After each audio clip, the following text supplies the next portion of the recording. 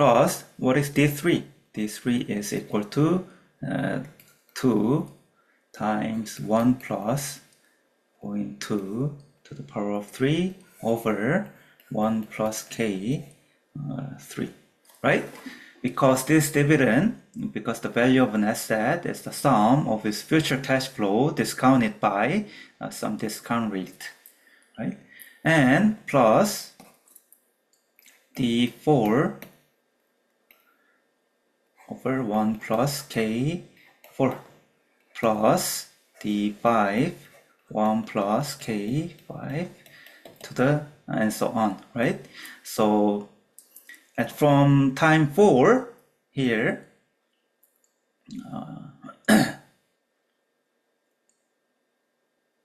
say from year 3 to the infinite period of time, the constant growth rate is 3%.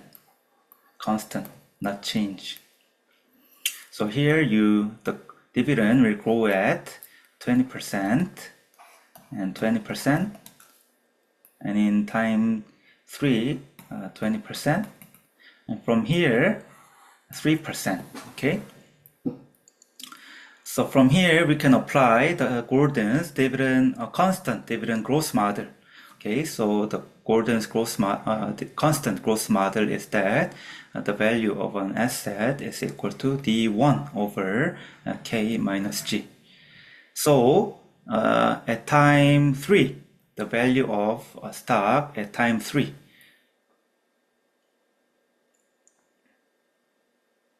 because we're estimating the value of an asset at time 3 using a dividend from year 4 to the infinite period of time. Okay.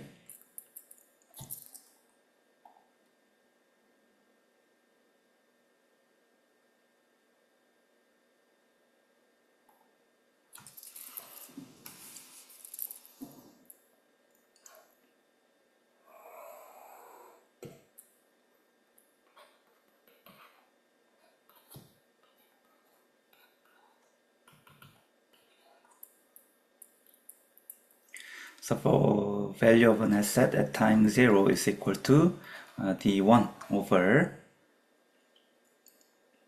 so D1 over 1 plus K, and D2, we have to discount this dividend by 1 plus K at time 2, and D3 by 1 plus K to the power of 3.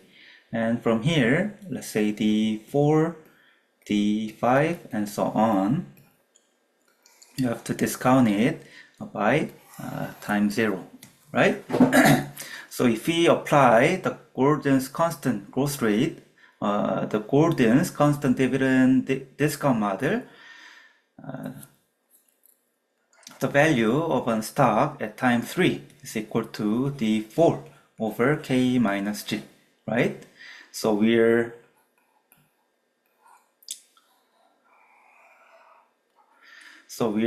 valuing the terminal value from year 3 to the infinite period of time. We call it a terminal value.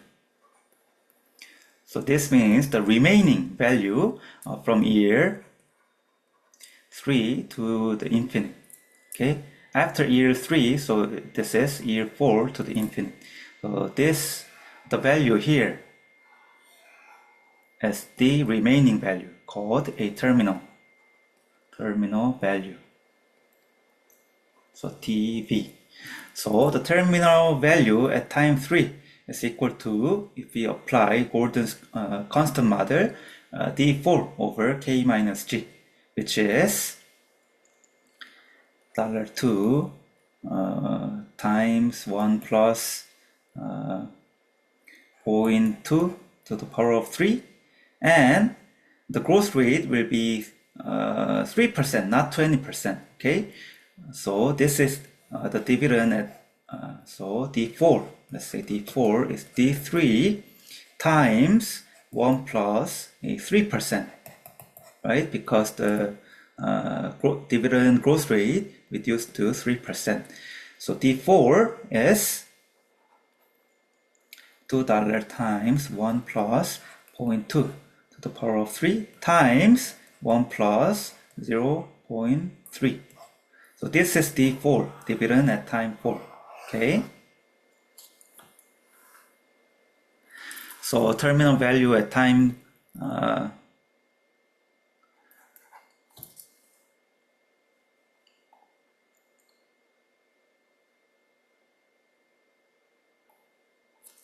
so terminal value at time 3 is equal to D4 over K minus G, which is $2 times 1 plus 0.2 to the power of 3 times 1 plus 3% over K minus G, growth rate, constant growth rate. So this is the terminal value at time 3. So this value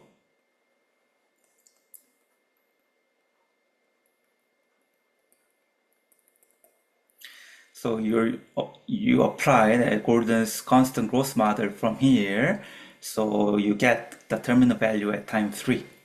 Okay, so you have to further discount this terminal value to the time at 0, right? So again,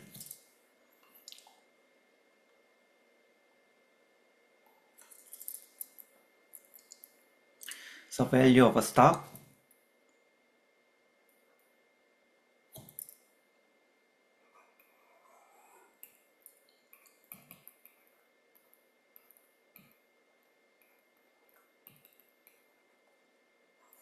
D1, D2, D3, and there is another value, dividend at time, terminal value at time 3. So the value of asset is the sum of the present value of dividend 1 and dividend 2 and dividend 3 and with dividend 4 from infinite period of time, which is terminal value at time 3. Okay, so the value of an asset is equal to D1 over 1 plus K plus D2 over 1 plus K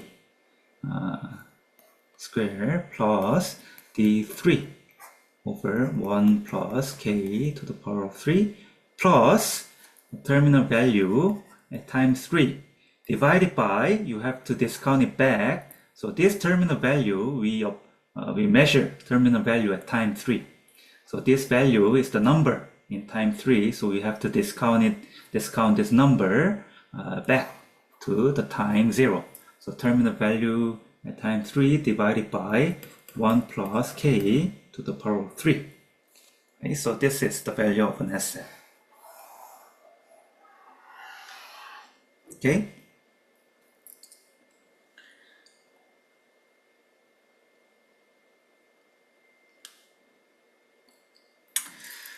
So say the constant, the dividend payment at time 0 as $2. The value of this asset is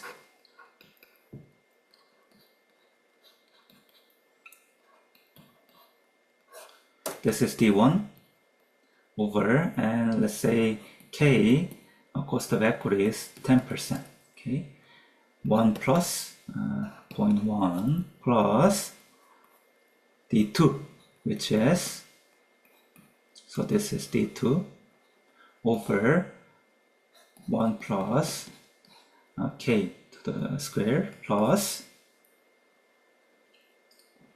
so D3 is 1 plus 0.2 the power of 3, this is dividend at time 3 over 1 plus 0.1 to the power of 3 plus terminal value at time 3 over 1 plus 0.13, and this terminal value at time 3 is D4, which is 1 plus 0.23 times 1 plus 0.3. So this is D4 over K minus G. So this is terminal value at time 3 divided by 1 plus 0.1 to the power of 3. So the current stock value is this one. Okay. So the terminal value at time 3 can be estimated using Gordon's constant dividend growth model by taking dividend at time 4 or dividend at time 3 times the sustainable growth rate divided by R minus G. We used K as R, so K minus G or R minus G. It's not important. And so from our example, the sustainable growth rate, the growth rate from year 4 to the infinite period of time was 3%. So D4 is D3 times 1 plus 0.3%. So at time 3, you have two values. One, the value of D3, and the second one is the terminal value of D4 and D5 and to the infinite dividends. So remember that terminal value, this one is important. The terminal value you estimated is the value at time 3. So you should discount it by 1 plus k to the power of 3. So you have to discount this terminal value number back to time 0.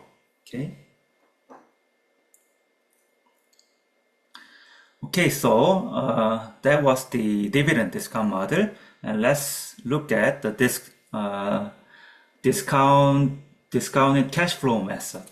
We call it DCF model.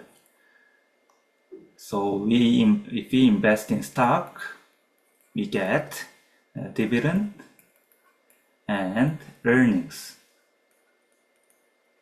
which is cash flow. So if we use dividend as the cash flow measurement, we call it a dividend discount model. And if we use cash flow as earnings measure, we call it a discounted cash flow method, DCF model. So discounted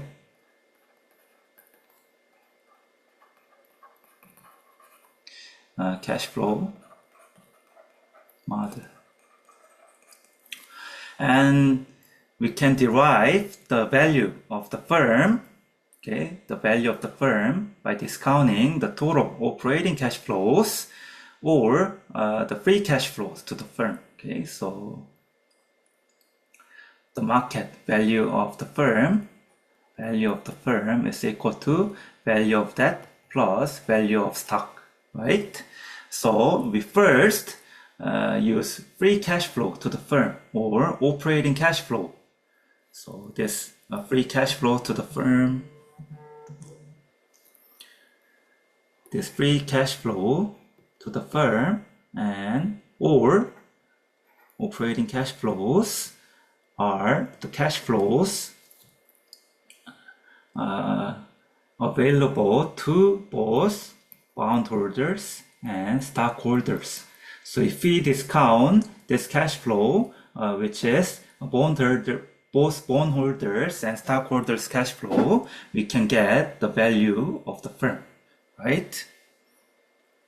And anyway, we can derive the value of the total firm, by discounting total operating cash flow or free cash flow to the firm, that is prior to the payment of interest to the debt holders. So after getting this value, the value of the firm, by subtracting the value of debt, we get a value of stock. So rather than using operating cash flow, you may use free cash flows to the firm. Two measures are almost similar but differ in that operating cash flow considers cash inflows and outflows from operations only, while free cash flows to the firm considers all generated cash flows from all sources. It's not important, so the important thing is that you have to value. Firstly, you have to estimate total firm value by discounting operating cash flow or free cash flow to the firm by some discount rate. And then you have to subtract the value of that to get a value